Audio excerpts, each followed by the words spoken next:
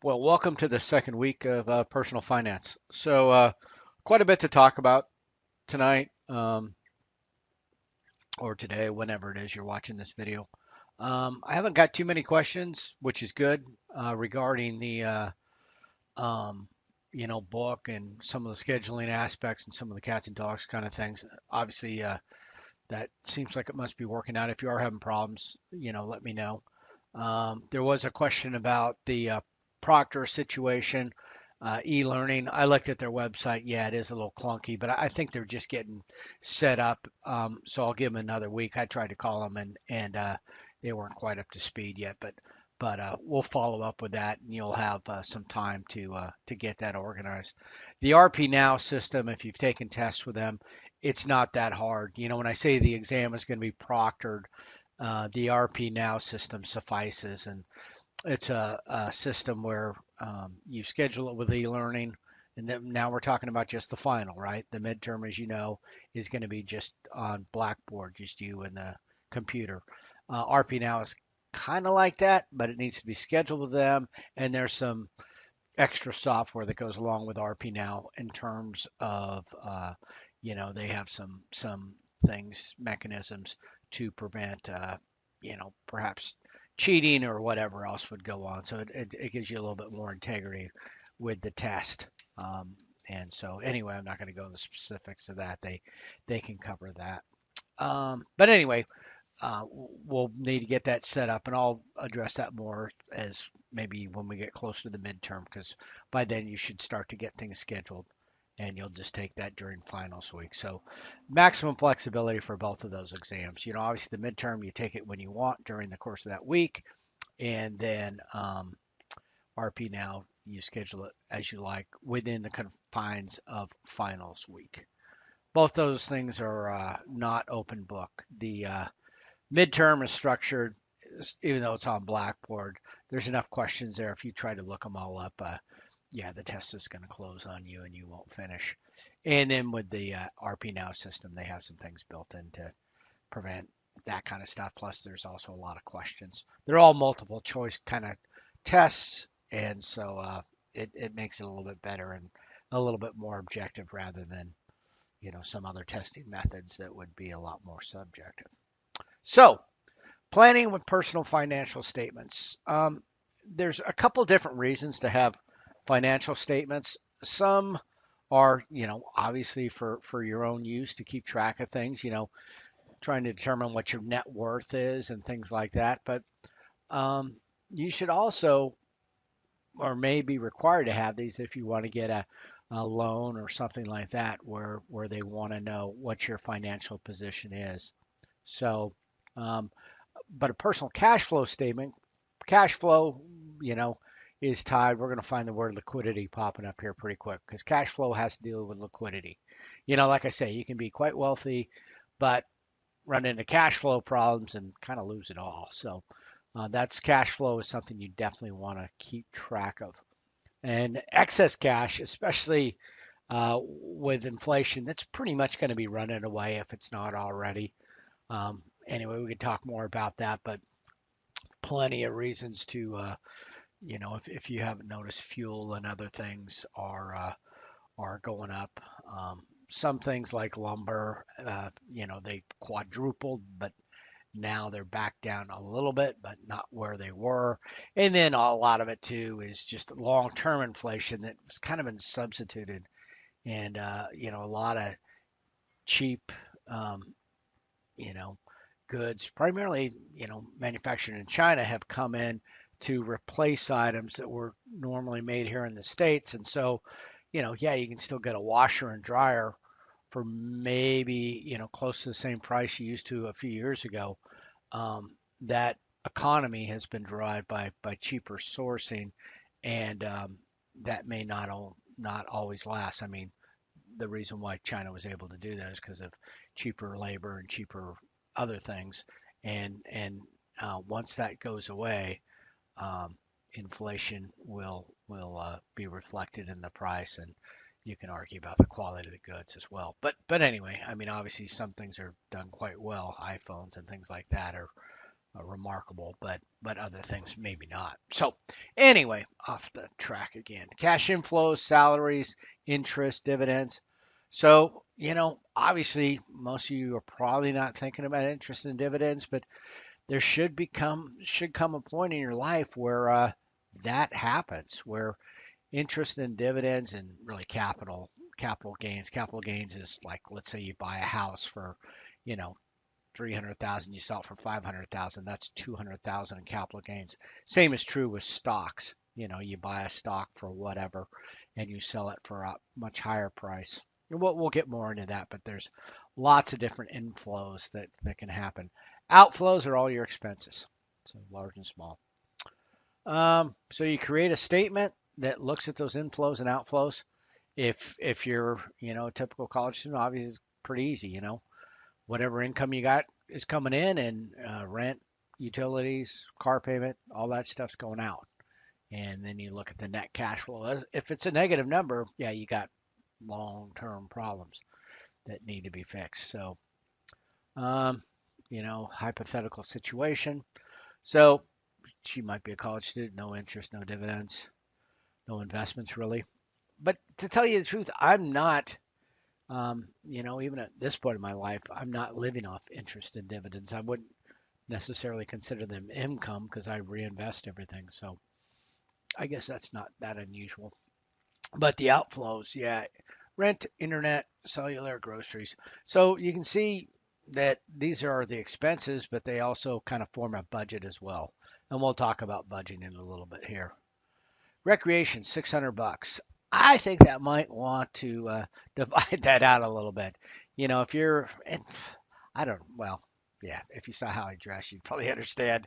But I don't have a clothing allowance where I go out and spend a certain amount each month. Maybe that's just me. Groceries, yeah, that might be stable. Cell phone, things like that. Electricity, water, probably seasonally dependent. Internet, that's an easy one. Rent is easy to figure out, but these other ones might be jumping around a bit. So anyway, in certain countries, like in Germany, for example, they're really big on utilities where you pay sort of a fixed amount each month, an estimate, and that way it all balances out over the year. I haven't seen utility companies do that here, but I guess they probably do have some sort of program, but that was kind of useful. Factors affecting your cash inflow, so stage in your career. Yep.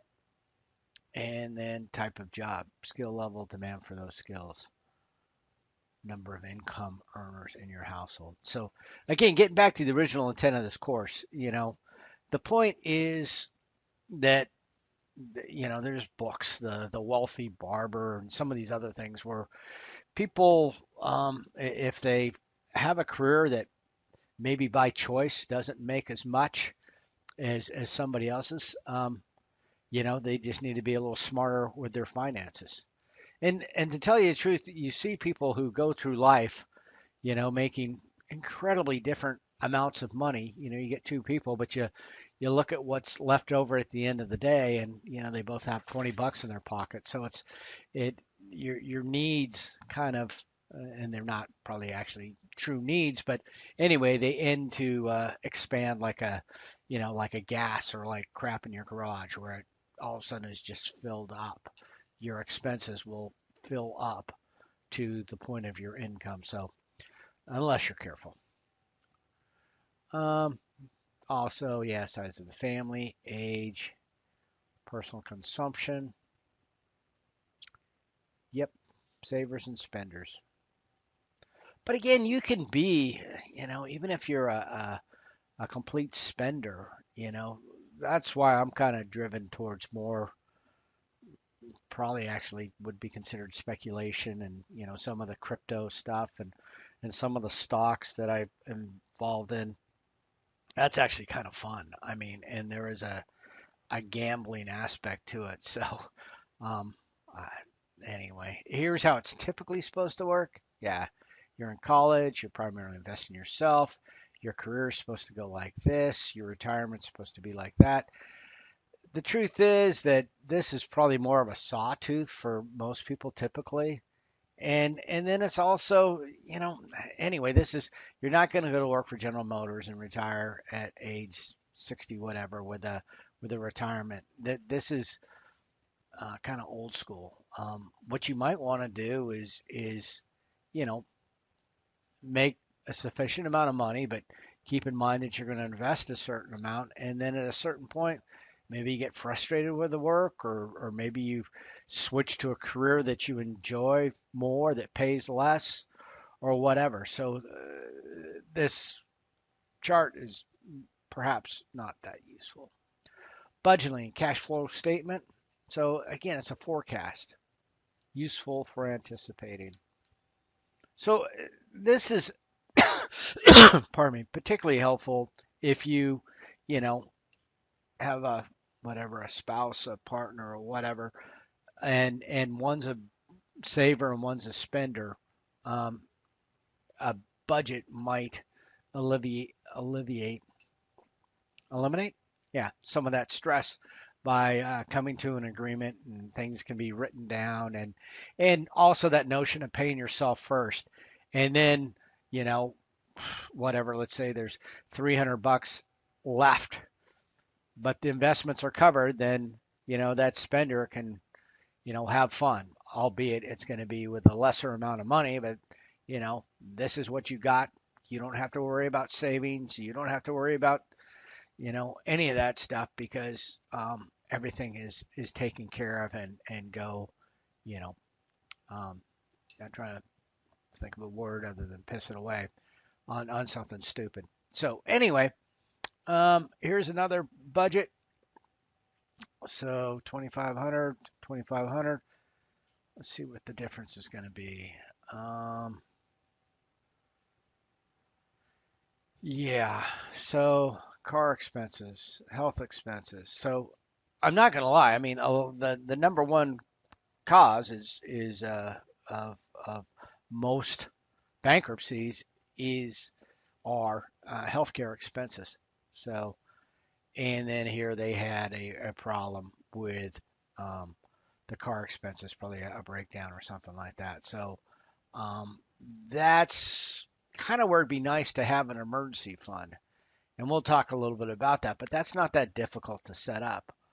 Or even a credit card that has a zero balance on it, where you could, put some of those car expenses on it and then budget, um, you know, that well, what you would ideally do is you'd pay for the item on the credit card, get the car fixed so you can get back and forth to work, do all that kind of stuff, and then draw upon your emergency fund to pay off that credit card within the billing cycle.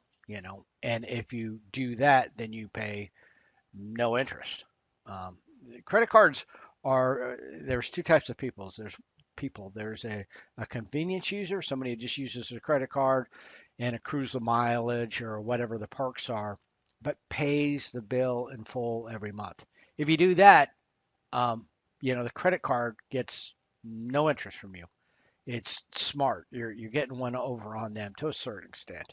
They are making somewhere around 3% or whatever on any transaction, but that comes from the merchant. And if the merchant doesn't charge you a convenience fee, i.e., passing that expense back on to you, then essentially you're getting it for free. And then, as I said before, if you don't have a credit card, life is going to be much more expensive for you because there's a lot of things you can't buy because you don't have a credit card and you have to pay, top dollar, which is, the kind of the cash price. So for hotels, for what I just don't know how you could travel without some form of credit card, or at least it's going to be a lot less fun, that's for sure, and more expensive. So anyway, here's what they're doing. She ended up uh, a little bit in the hole and cash flow situation, but you know, made up from your checking account. I wouldn't do that personally. I don't want to keep. I want my checking account to kind of be max performed. I want enough in there if I've got a screwy bank that makes me have a minimum balance. I want to maybe make sure I get that or find a new bank or whatever. but I don't want to be paying service charges. And the reason why I don't want to keep a bunch of money in the checking account is because that's where the fraud's going to happen. And if you've got a big bucket load of money in there, you're not going to notice it.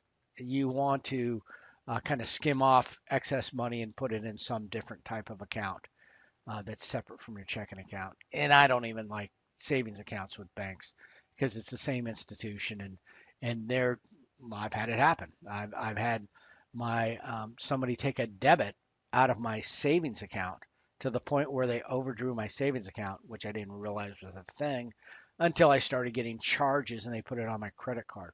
The other thing with a checking account, and the reason you need a credit card is because typically you need a credit card if you're going to have overdraft protection.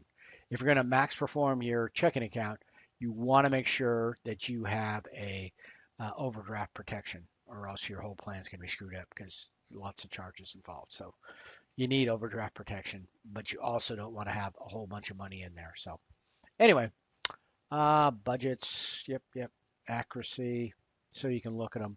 And again, look at it maybe monthly, or if you're, somebody like me who maybe doesn't do a budget, you can go back and review your expenses and see what happened if you're not really paying attention. But that's where, again, I said I use credit cards for everything. I don't like to use cash for, other than, I don't know, maybe at a bar or something like that. But that way you have a track of all your expenses, and especially if you start up a business, which, I think a lot of people should do. It's quite advantageous for tax purposes to have a business to write off things. Anyway, all those write-offs are so much easier to do when they're all compiled in a year-end statement on a credit card. But anyway, forecast net worth over several months. Use the information. So medical care, and again, an emergency fund is not a bad thing to have. And we're not talking huge amounts of money. And your emergency fund can be separate from your savings or your investment funds. But anyway, somewhere around 5-6 grand or something like that would be a nice to have. That's gonna take care of most of those car expenses and other things that are unforeseen. So she goes back through, she reviews, sees the errors, either modifies her behavior or, um, adjusts the totals. So improving the budget. Yep. Yeah, you don't want to be borrowing money, create a budget. It's you need to learn discipline and sticking with it. And once you learn how to do that, though, money will start to, accumulate. And also, if you start to invest, greed will actually start to kick in, or you'll see that money in your savings starting to zoom up, and you'll want more of it.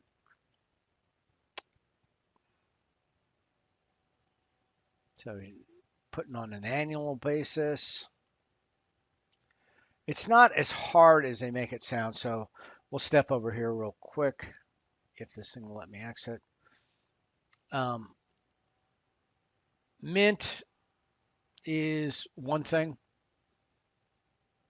Let me see. Yep. So Mint, go figure. The guy's in with TurboTax.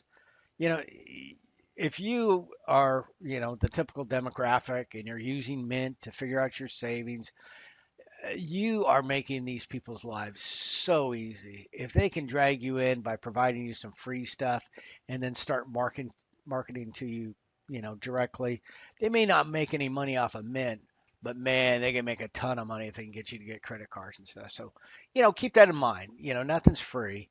If you're not, paying for it, then they're basically selling your information. But as long as you're getting more value out of it than they're getting out of you, then it's a way to save a little bit of money. So, but they've got programs where they'll do your bill prior credit score. Again, they want info, and as long as you're comfortable and not truly being exploited here. And I think most of us are wise enough to have maybe a second email, that you might give to these folks, and you know, whatever. I do a whole TurboTax thing in this class, and I use a bogus name, and whatever. I'm not going to file on that thing, but if you want to explore and see how things work, you can certainly, use mm, maybe less than factual information to take advantage of the service. The reason I have some of these other ones up here too is when I talked about having money in the bank, in your checking account, and you're going to skim off the top and slide that money over to savings or slide that money over to an emergency fund.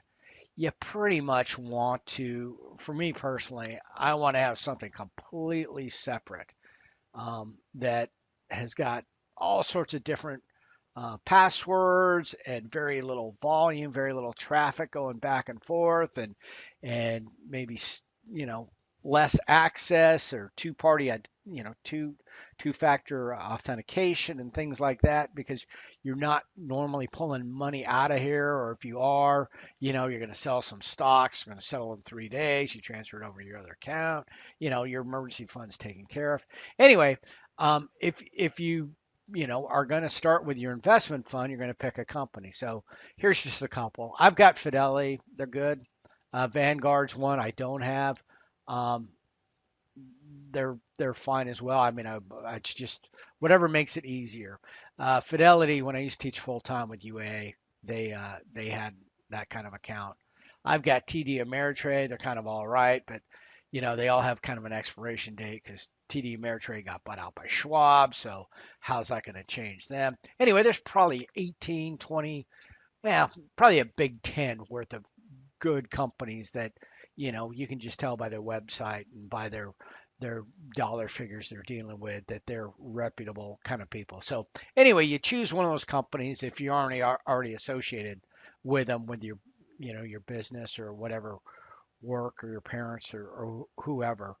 And anyway, once I mean, we aren't even logged in here, but you could go in here in this whole advice and retirement stuff. And if you're trying to do that term project and you're trying to figure out how to get stuff done, um, all this information is free. They want you. They want to, um, you know, provide you some free stuff to lure you in, and you're probably going to have an account with one of these guys anyway. So why not take advantage of what they're offering you? Because So anyway, a lot of information in there. You can do some charting, you can do some planning, and you can also do a screen capture and plug that right into your term paper. So lots to be done and lots of different companies out there. There's I could go through a ton of them. T. Rowe Price. Who else do I have? Well, there's E-Trade. There's people like that. There's some of these other like specific brokerage kind of guys like Robinhood and stuff. I'm not, at a certain point, you put on your big boy pants and you get a kind of a full service kind of thing. These guys, they'll deal with crypto and they'll deal with a lot of that other stuff, and they'll trade all the stocks and options and everything else, and they'll do it without um, commissions. And the reason why I like Fidelity is if you're chasing the game stocks, the meme stocks. I bought what was it? I had AMC and GameStop were the two primary ones. Robinhood and even TD Ameritrade suspended trading, which is anyway, that wasn't quite legit when they did that. Fidelity, I traded AMC throughout, whatever. I'm not saying I made a bunch of money, but it's it's my money. It's my decision whether to trade or not. I did not, um, and specifically Robinhood. I think they probably lost a lot of clients over that whole debacle. Anyway, um, so that's kind of the cash flow thing, the budgeting. They kind of go hand in hand. Um, let's look at a balance sheet. So now you're trying to get a loan somewhere, and they might be kind of impressed that you've have a bit of seriousness that you have a cash flow statement. But what they're really going to want is some sort of balance sheet. And I'm not going to fool you that you're going to have this perfectly prepared, Excel spreadsheet, and they're going to be, well, yeah, we need you to, go online and fill out all these drop down menus of all your assets and everything else. And fair enough. But if you've already got it prepared on some Excel thing, then you're just transferring the number. So it's a good starting point. Assets, we know what you have. And again, don't be confused. If you've got a car that's worth a bunch, it's worth what somebody will buy it from you for. Furniture, what are you going to do? You're going to sell it on Craigslist? I mean, it's kind of tough. Maybe Facebook. Anyway, those are the sort of values. Now, a home, that's why I like real estate because, I mean, although it's not liquid, it's tough to get money out of a home in a hurry.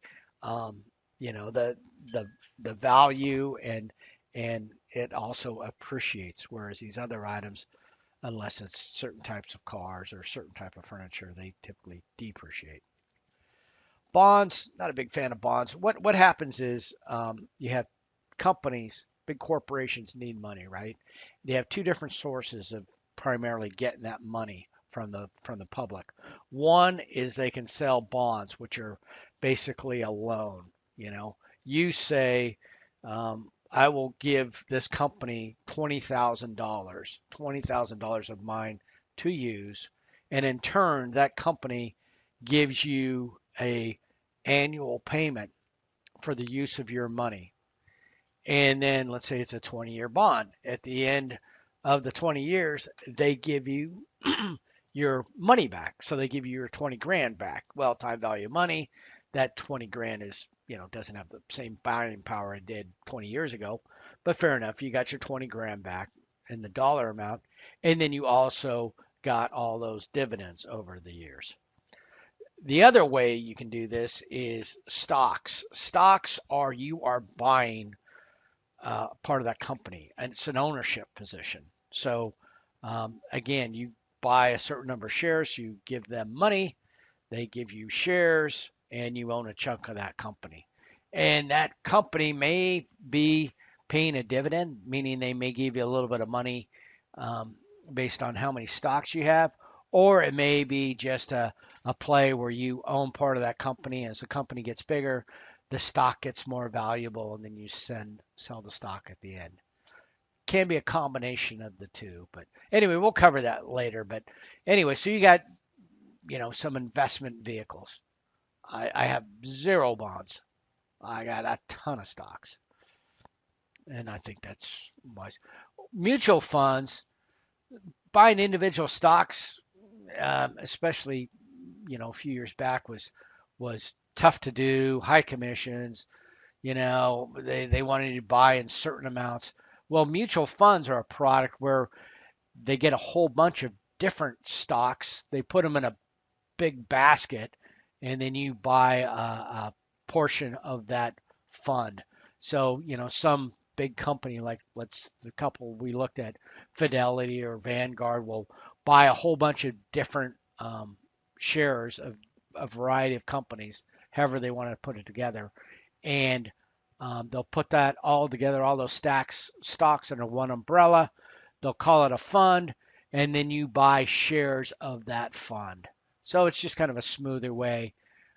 Gives you some diversification, meaning you're not all tied with one company, um, and in terms of the individual underlying companies. And anyway, we'll go more into that.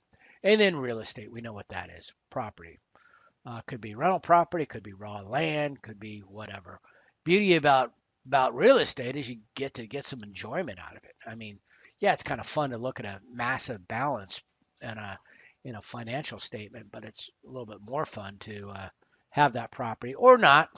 There are some houses out there that are you wish you didn't have to deal with them, but for the most part, I'm a big fan of real estate. Plus, real estate has got a great lobby where the tax benefits, the ability to sell things and not be taxed, um, is huge. Better than stocks and bonds and the rest of that. There's special exceptions that apply. So, liabilities, that's who you owe. for personal finance and basically, life in general, long term is more than a year. Um, Short term is less than a year, and that's pretty universal. The IRS, that's how they calculate it, and that's how they tax it, and those two things. We'll talk more about that later. But anyway, if you're ever looking at short and long term, or in this case they're calling it current and short term would be synonymous in my mind. Anyway, net worth, the difference between what you own and what you owe.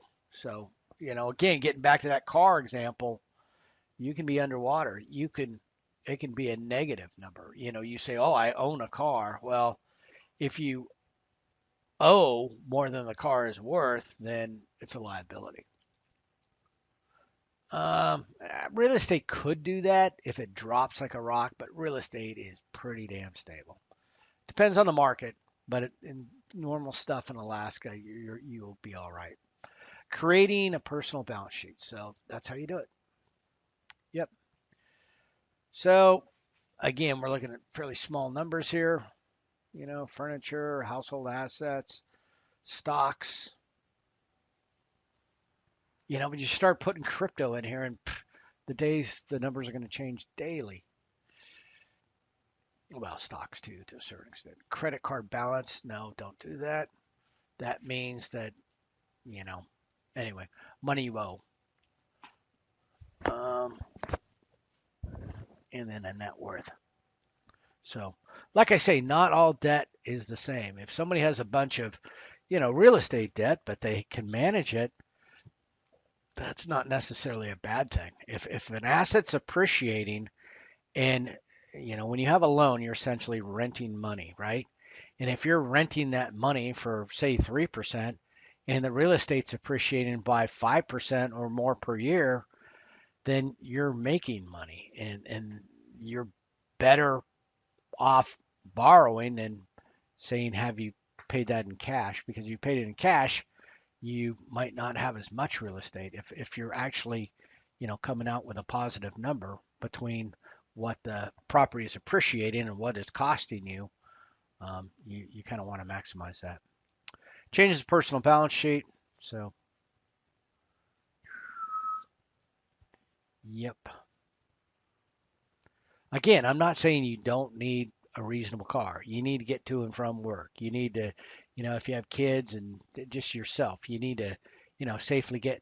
But obviously, if you're driving a whatever, you've gone beyond need and you're definitely into the want area.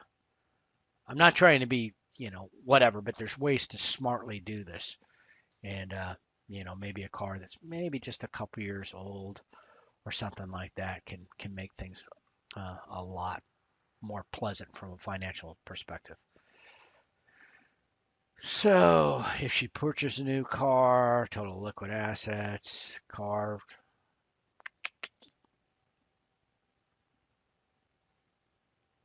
So there you go.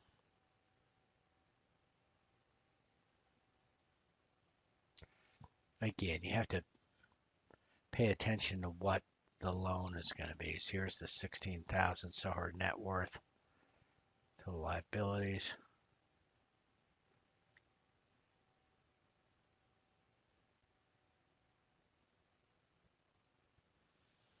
You know, the thing that's missing out of here is the depreciation, that she drove that car off the lot and, whatever, 25% of the value just evaporated.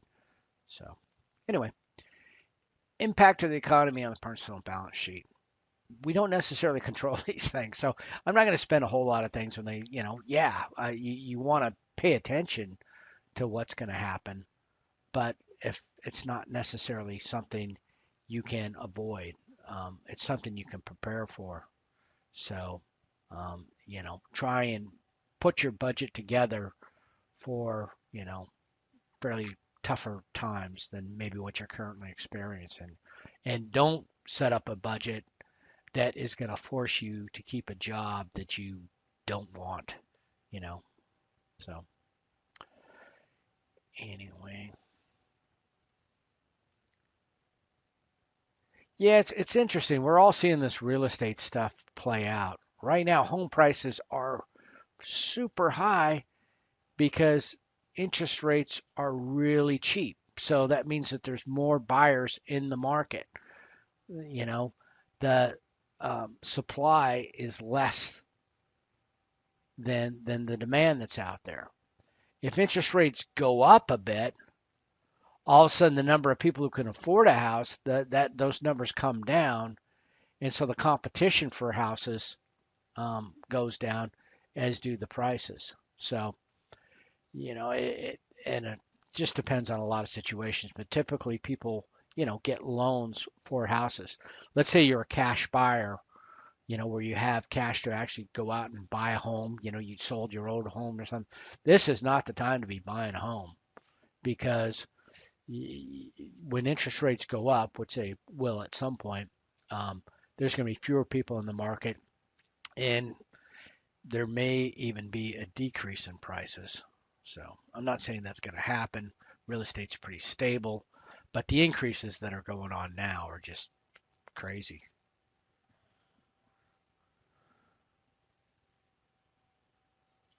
Wealth is built using net cash flows. So, yep,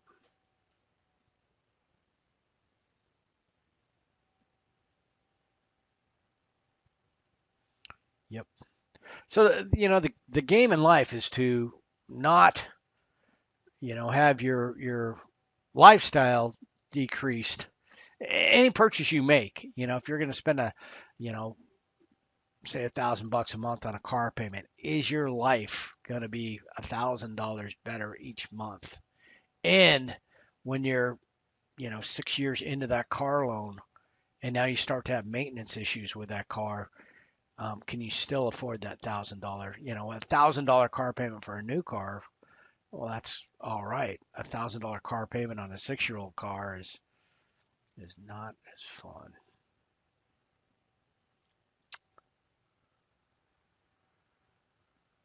So again, cutting down on some of those outflows, that's so that you can invest more.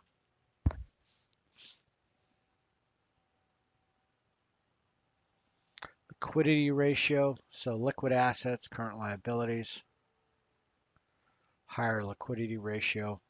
I've never, had anybody calculate this, but the numbers are there. And, when you apply for a loan, which I've refinanced, I have a couple mortgages out there, and I'll refinance them as rates go down. I don't know that they're gonna. I think that's kind of over since rates are so low, but refinancing can lower your payment greatly. Debt level, so debt to asset, obviously the higher ratio, the higher debt relative to assets. Savings rate.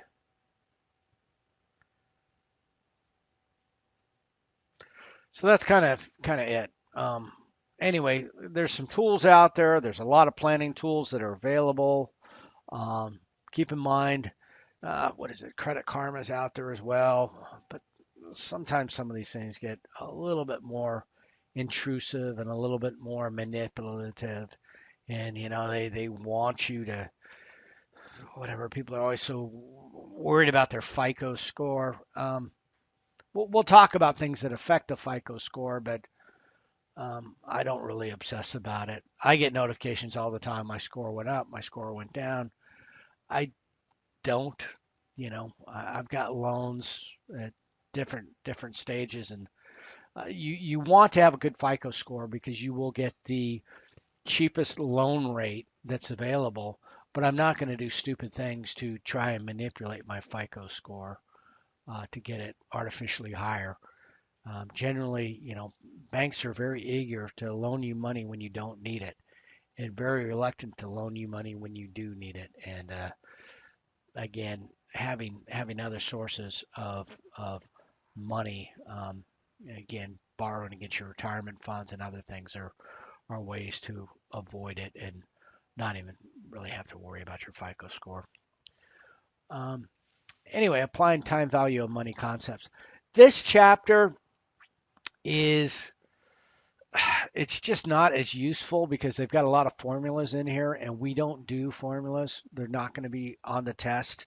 We live in a modern world where there's, online calculators that are a bit more, well, they're certainly easier, but they're also more precise. So, there was a time when people would look at, time value of money calculations to buy a house and things like that.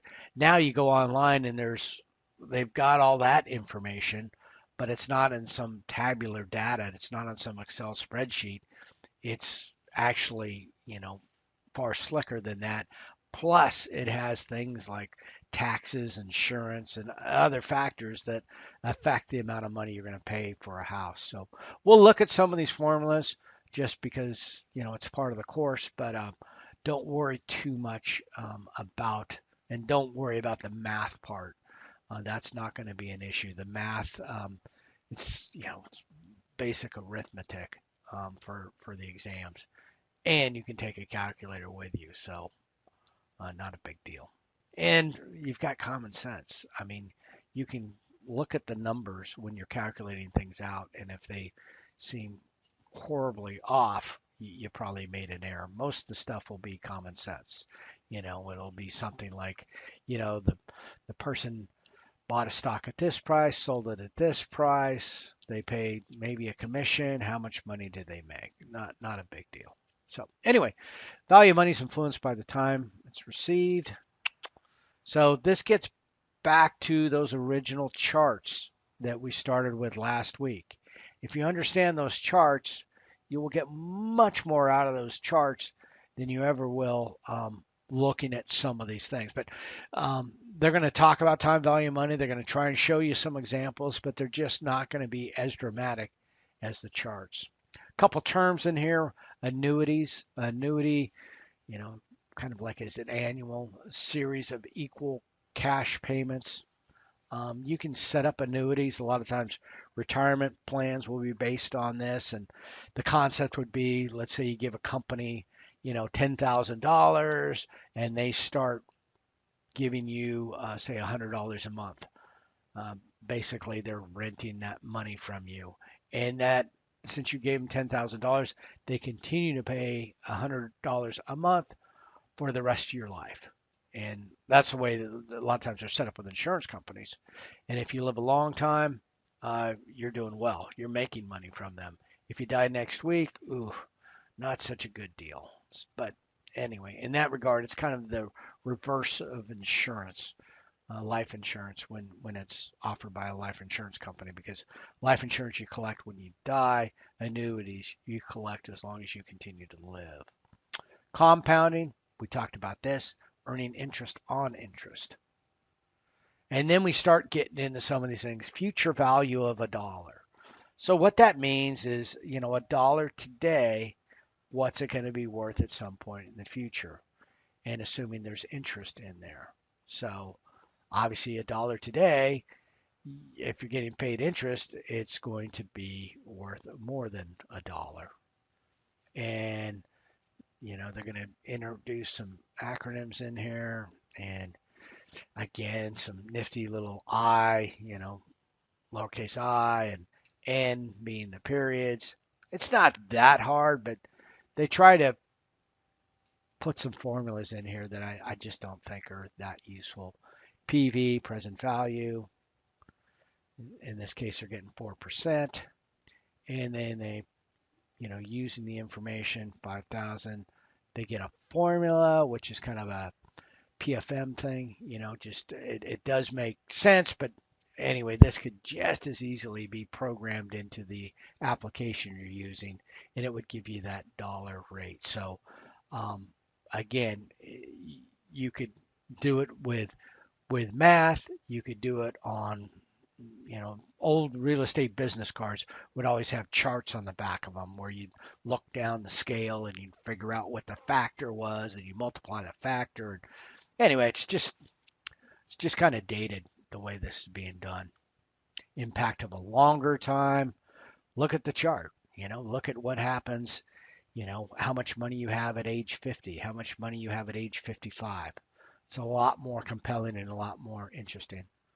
Impact of higher interest rate, go figure. It's going to go up. There are some kind of nifty things, like if somebody says, oh, I'm getting 7% interest on, some investment. How long is that going to take for my money to double? You may think, wow, that's just, going to have to do a lot of math. Nope, there's a thing called the rule of 72. You divide the interest rate into 72, and it'll tell you how long it'll take the money to double. If money doubling is a neat thing. But anyway, in that case, 7 into 72 goes what, 10 times? 10 years. Now, if you're making 30% interest, 30 into 72, within a couple of years, your money's doubled.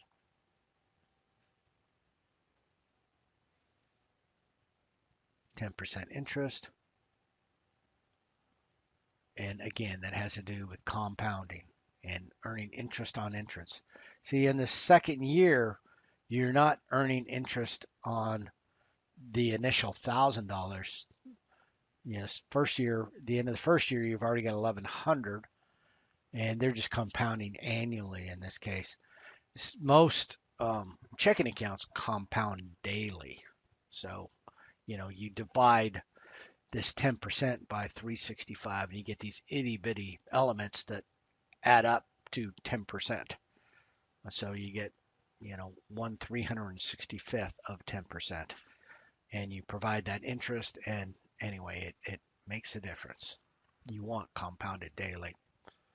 Unless, of course, you're paying interest, then you don't want any compounding, but you don't get a choice. Yep, so it applies to debt just the same. That's why credit card, you carry a balance, you're going to be screwed up. Twisted logic. Anyway, not all debt is the same. As the example I talked about in real estate, yeah, as long as I'm putting that idle money to use, I want to stretch that loan out at a low interest rate if the market's going up faster.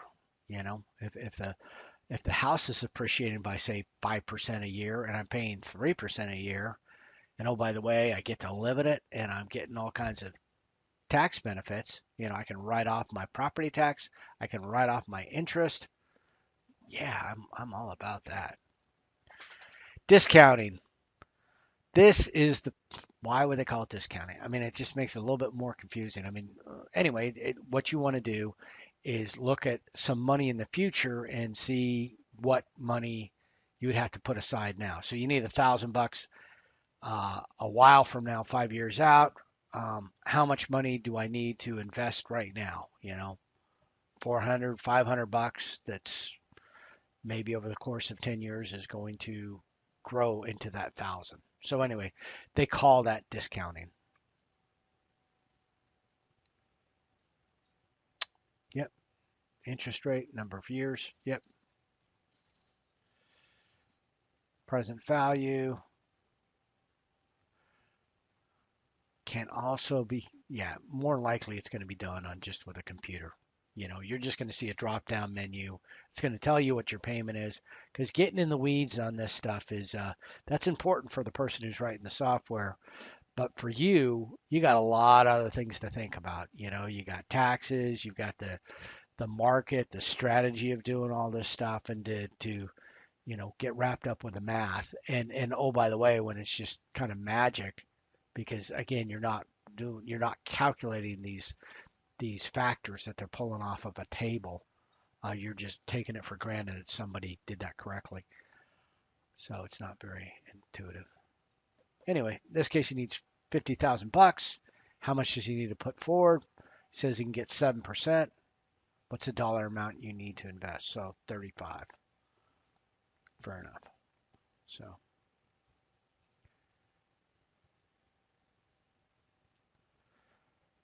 annuity. So we started with a lump sum, and we went forward.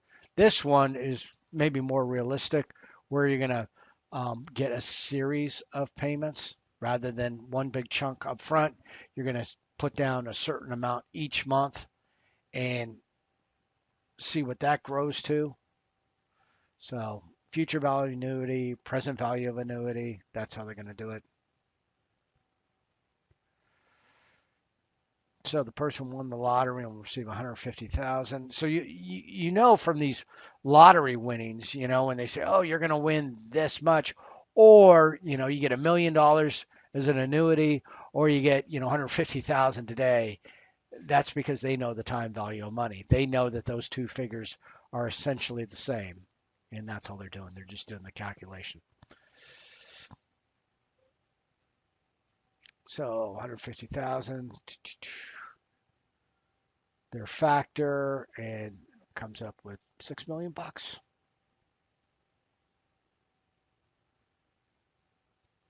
Present value re-enters the discounting, so that means looking back at the present.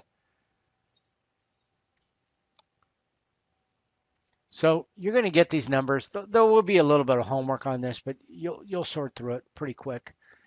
Again, the real value of understanding present, future value, and all that kind of stuff really has to do with the Excel spreadsheets and recognizing what compound interest is. And these are just examples of compound interest. If you understand compound interest, then you're far ahead.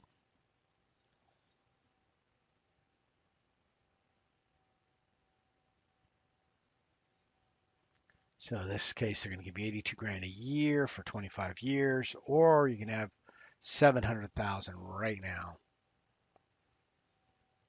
Annual interest of 9%. That's going to be taxable. There's a whole lot more moving parts here than what they show, but especially if they give you 700,000 as a lump sum, you are going to be in a very high tax bracket. And Uncle Sam is going to take a whopping chunk out of that. 82 grand, you're, going to be in a lower bracket. We'll talk about tax brackets at another point, but you aren't going to be able to keep a lot of that. This one, you'll be able to keep most of it.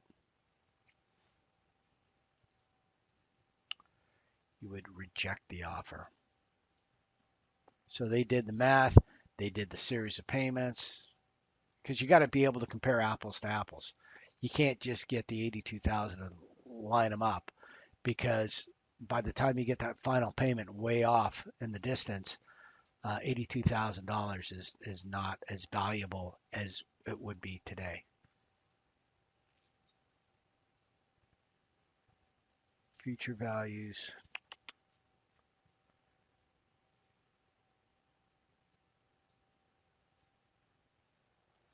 Yep. Anyway, yeah, motivation can quickly turn to greed. I mean, see some people, especially when the market's going up, you just get obsessive that you want more. That's not healthy either.